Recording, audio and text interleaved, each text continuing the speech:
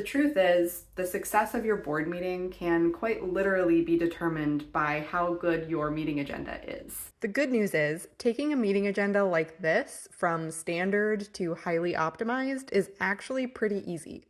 Let's bring this meeting agenda into Surfboard so we can start editing. The first thing I'm going to do is schedule a specific amount of time for each agenda item. How much time you allot for each agenda item can vary based on your current needs. But a good rule of thumb is to spend the majority of your time on strategic discussion and the remainder on more routine updates. The one thing you don't want to do is spend the majority of your time covering status updates. Anything that can be communicated to your board asynchronously between meetings shouldn't dominate your meeting time. In this case, I know I have 3 key issues I want to get feedback on. Getting input on these is my top priority for this particular meeting, so I'm going to set aside time for them first. Then I can work backwards and allot the remaining time accordingly. The first couple of times you do this, you might be totally guessing, and that's okay.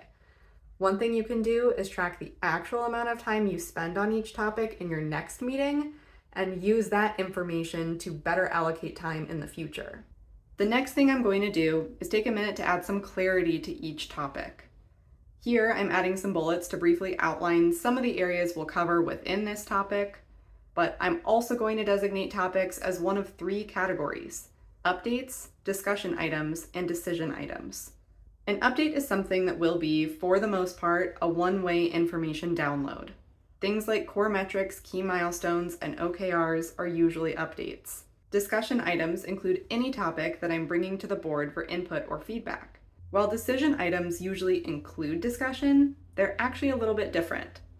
Any formal issue that I want an official board decision on is a decision item. Differentiating between these different categories will help everyone understand what to expect during different portions of the meeting. And hopefully it will encourage people to show up better prepared for discussion and decisions.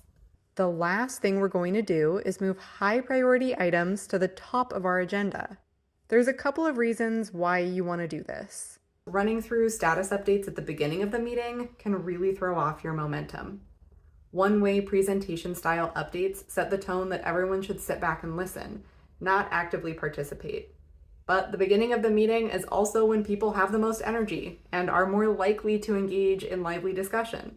And if we're being honest, there's always a chance you'll run out of time before getting to the last items on your agenda. Referencing the 3 categories we established earlier can actually really help with this process. We know that updates tend to be lower priority than discussion and decision items, and since we've already identified those in our meeting agenda, it's pretty easy to rearrange them. And that's it. Give these tricks a try, and hopefully they'll help you unlock a lot more value from your next board meeting. Happy surfing!